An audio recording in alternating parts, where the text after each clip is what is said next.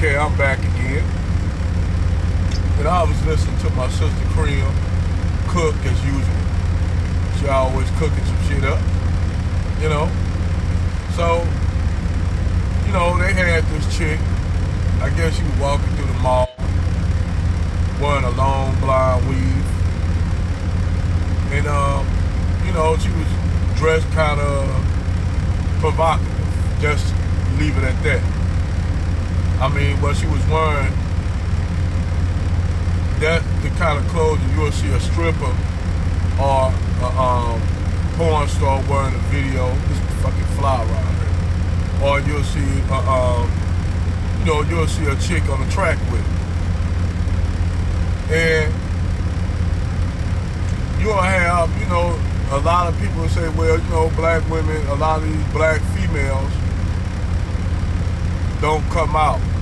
You may have a few black women that come out and find it indecent, but when you have a lot of females that endorse it, and you up against, you going up against a fucking raging river, going upstream in a raging river like a salmon or a trout. So at that point, ain't really nothing you can do. Now, this same thing with brothers, you got majority, even though black people are not majority of the population, you got a small segment of brothers out here doing crime. Can I speak for every brother that out here doing crime that, I can't. Because at the end, brothers gonna do what they gonna do. Whether they get involved in street life out here or they fly straight. But you have a lot of these women like that chick that was on that video that Crimson Cure said, they don't give a damn about their image. Matter of fact, majority of black women don't give a damn about their image. As you can see on Twitter, when you go on Twitter, you pull up on Twitter, you just hit a picture of a chick. And 9 times out of 10, it's gonna be some ratchet chick showing her derriere, everything, busting it loose. Even to the point where they damn near, you damn near, thinking you done got onto what? You done got onto a West Coast production site. You be actually think, did I get on it? I'm on Twitter, right? You might wonder, well, is this Twitter or not you on? So, you got that going on. And you got a lot of that shit. And I'll say, I used to support that shit. I used to look at all this shit. I'm going to just keep it real. But down the line, I start thinking, I'm like, man, I'm truly endorsing this shit. Now, I ain't never really only went to a strip club once. But I did used to look at porn. I admit that. So, as I'm looking at this shit, it make you ponder, oh damn, am I endorsing this kind of lifestyle for these women? But I felt like, nah, because they're going to do what they want to do. It don't got nothing to do with me. But then, it took me back in the day to go to a strip club. And I seen some of these chicks come out with a big old ass trash bag full of money, man. Like trash bags full of 20s, 10s, 1s, some even had 100s. Big ass trash bag full of money. And some of them chicks leave out with that every night. Tax-free money.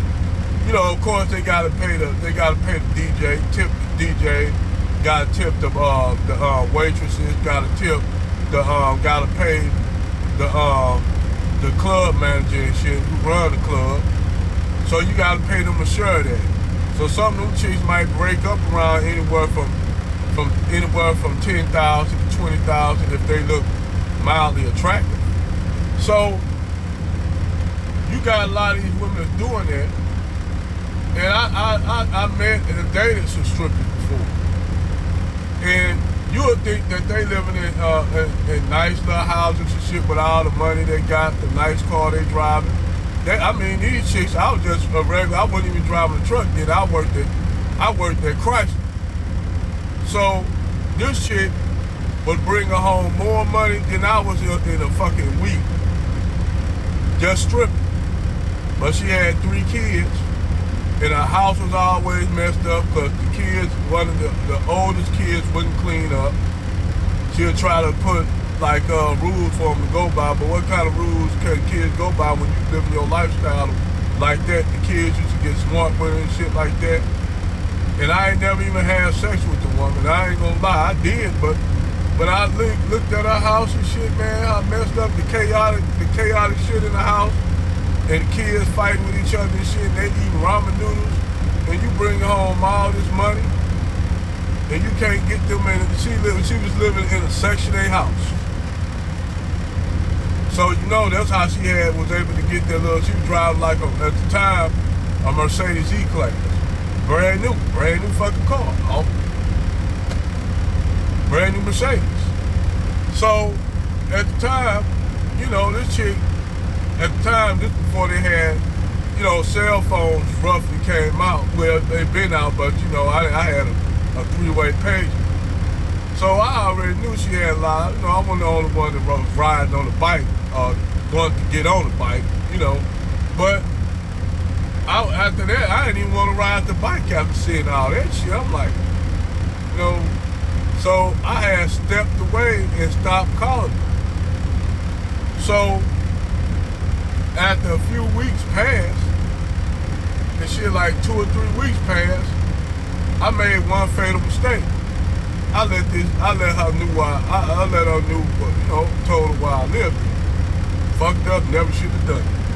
So ain't nothing happened, but I never should have done it.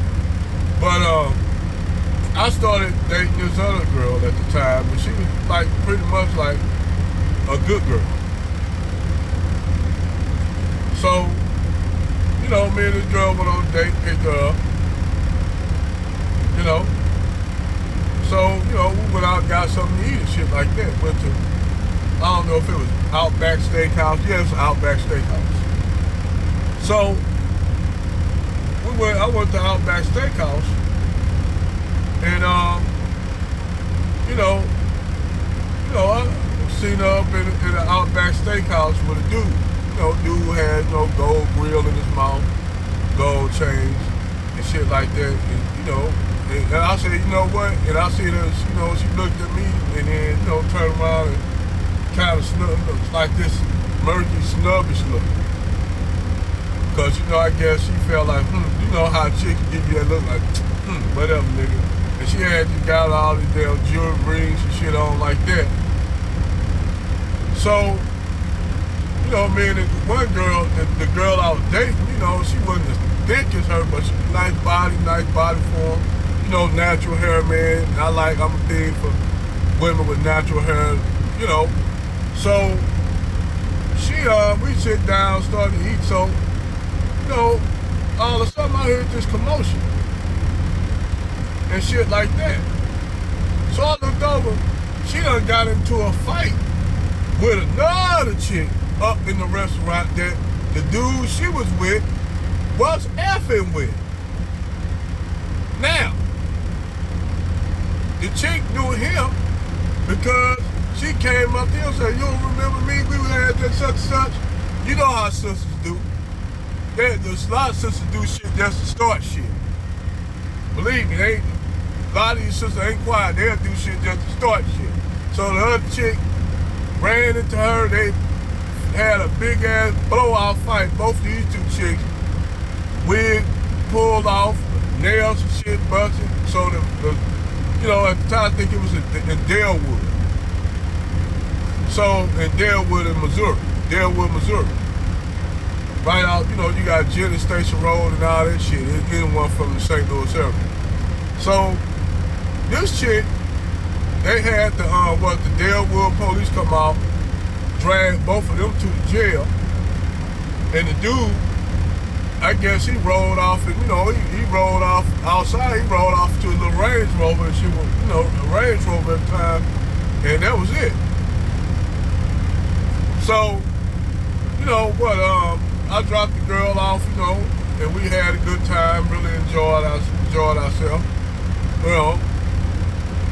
And it was just a date, it wasn't nothing like real big. We, at the end, you know, she went off, had to go had to go overseas and shit, so ain't no point in continuing on that relationship, because she had went over, I think she actually went to Japan. She had a job, got a job in Japan. They couldn't keep the long distance relationship, fucking fly.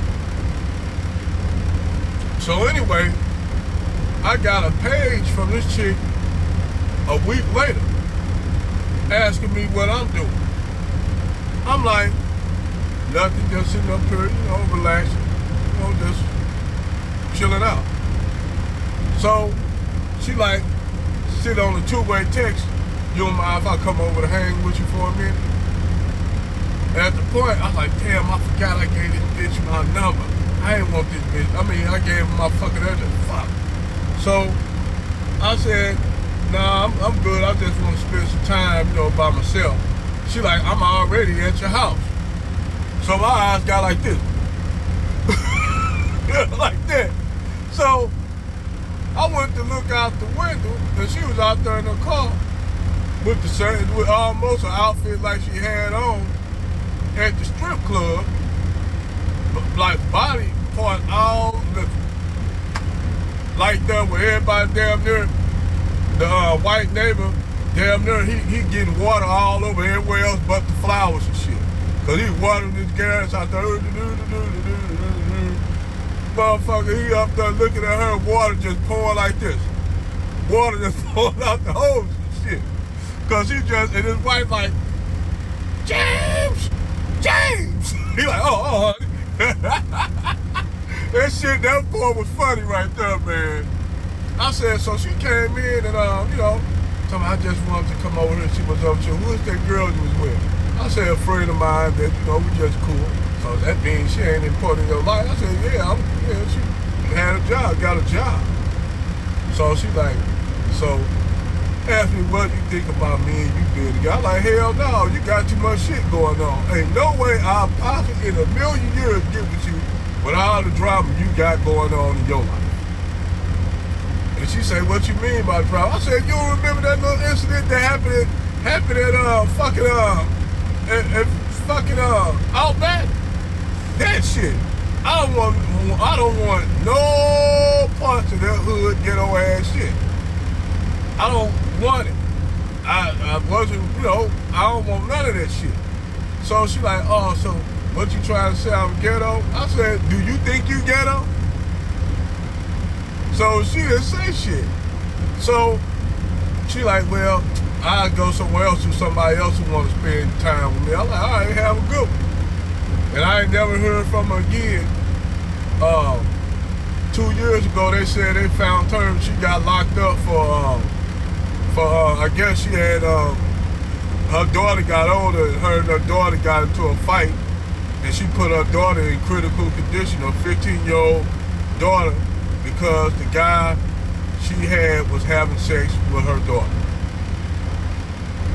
So these kind of women, man, that live these type of lifestyles, and a lot of them, I hate to say it, are in the majority. Just like you got a lot of the thug niggas and shit, a lot of them, I'm gonna be honest, a lot of them niggas in the majority. So when you got a lot of those black people like that in your community, I'll go along with, you know, it must be a class separation. Because the images of the shit that those men and women are doing in our community make all of us look bad. They make every hard-working, decent black American men and women who are decent look bad. And people have this image, and that's why I say when black women operate like that, they think they can go and marry out. You really can't. Now with that image and shit like that on that video and the shit, the way, now you got black women twerking on tables and Sierra twerking on the car. Then you have what's the one chick name up there dancing pregnant? dancing in the damn this the image that these black women give out, and they don't give a fuck. They don't give a fuck about their image. You know, they don't give a fuck about their image. And like I said, when you got the niggas that's endorsing it, you got niggas that endorse that shit. You got niggas that endorse that shit, endorsing women, I can't even say the word, but they incentivize that shit to the point where those women feel like God can't judge me. They'll say, well, nobody can judge me but God, and then apparently God can't even judge me. So when you got Negroes that are, like I told Crimson, I said Negroes are endorsing the behavior of these women. If niggas didn't endorse the behavior of these women wouldn't do the shit. They wouldn't do the shit. It's just like this. If women wouldn't endorse these niggas out here robbing and stealing and selling drugs, say, I don't want no drug dealer, I don't want no scam, I don't want these kind of dudes that got a lifestyle like that. I want a decent man. If all these black women were to be like that, you think them brothers wouldn't clean themselves up? Them brothers would clean themselves up. They'll probably sell dope for a while just to get enough money to stack up, then they out the game. But by black women desensitizing that shit, they are promoting that kind of lifestyle. So in turn, ratchet men are promoting ratchet women are promoting ratchet men. It's a lifestyle. Like I said a long time ago, it was a Negro that said, I like me a hood chick. I don't want no goody two-shoe chick. I said, so let me get this straight, bro. You rather have a ratchet ass, ghetto ass chick with long ass nails, look like that damn dinosaur on Jurassic World, Jurassic Earth. Motherfucker, that dinosaur that killed that Octorap, that fuck it up with the long claws.